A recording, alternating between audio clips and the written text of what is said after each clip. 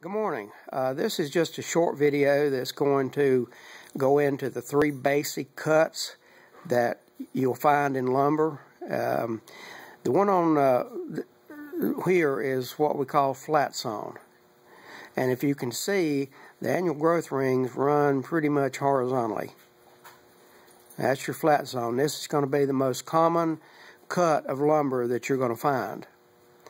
The one on the opposite end is quarter sawn, and if you look at it, you can see that the growth rings run vertically.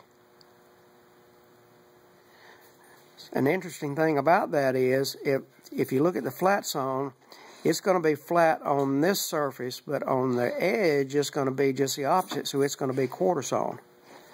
The quarter sawn is the same way. It's going to be quarter sawn on this surface, but it's going to be flat sawn over here. It's just going to be the opposite. Quarter and flat are going to be just the opposite. The one in the middle is rift sawn, and you can see that the growth rings on it are more diagonal, almost a 45-degree angle, I would guess. And this is the board that, or this is the cut that I'm going to go for when I go to look for lumber. Unless I've got a specific need for quarter sawn, this is the one that I'm going to go for. It just has a much more pleasing grain pattern to it, that I'll show you shortly when we put these boards flat down so you can see the face of them. But this one is the one I'm going to look for. And by taking this example, you'll be able to go to the lumber yard yourself, and standing 10 feet away from the stack of lumber, you're going to be able to tell exactly, if you're looking for rift, where the rift boards are. Same thing with quarter. Now, when I find quarter sawn lumber, you don't see that as much. This you see the least. This you see the most. This is somewhere in between. But the quarter sawn lumber, when I see it, I just pick it out. I pick it out and take it with me, and, you know, sometime I'll find a use for it. But I buy these when I can, and this is my least desirable, but unfortunately, as I say earlier, it's the most common of the three.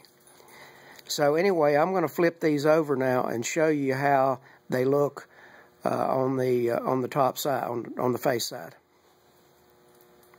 Okay, these are the same boards that we just saw the end grain, but I have them laying flat on the workbench so you can see a little bit differently, and I'm sorry about that camera shake, but you can see a little bit differently what they look like. Flat, rift, and quarter on the end. Now you see they're distinctly different. The flat sawn in oak is going to have more of a cathedral look to the grain on that face side. The rift is going to be more straight, and the quarter is going to be straight, but you're also going to get these little rays here, these little flecks that you see in quarter sawn lumber. You're going to get those too. So having these side by side, you can see, and this is just a little tip that maybe will help you later on in your woodworking projects, is that you don't want to, if you're gluing up a panel, let's say a panel for a door, it could be a top for a table or whatever. Anyway, we're going to glue up wood to make that panel. You don't want to mix these three in that panel. Don't mix them. If you do, it's just going to look like the devil. So if you take the time to go through and pick out the individual cuts that you want to use, and glue up, for instance, all flat sawn or all rift sawn or all quarter sawn, then your project is going to look 100% better. If you glue these up just as you see them here, it's going to look haphazard. It's going to look like you just didn't, you know, take the time to match the grain up the same as you would like to. So just remember, don't put these together in a panel. Just separate out what you're going to use and use that only. And you'll be ahead of the game. Now I'm going to try to zoom in here and show you a little something that is interesting when you're dealing with oak. So if the camera shakes, just disregard it. Okay, this is the rift sawn lumber. All right, if you see, my pencil or pen is pointing toward this little dark line right here. Here's another one. Here's another one. Those are the wood rays. Those are the wood rays in oak lumber. All right, if you cut those straight through, you get this. The pattern in quarter sawn lumber is nothing more than this ray cut so that you're splitting it half in two, or tangentially, not necessarily half in two. That gives you the distinctive, I hate the word tiger stripe because that's not what it is, but it looks like nice bold figures on the surface of quarter sawn lumber, and you've seen that before. But this is where it comes from. If you could imagine that this, I've had too much caffeine this morning.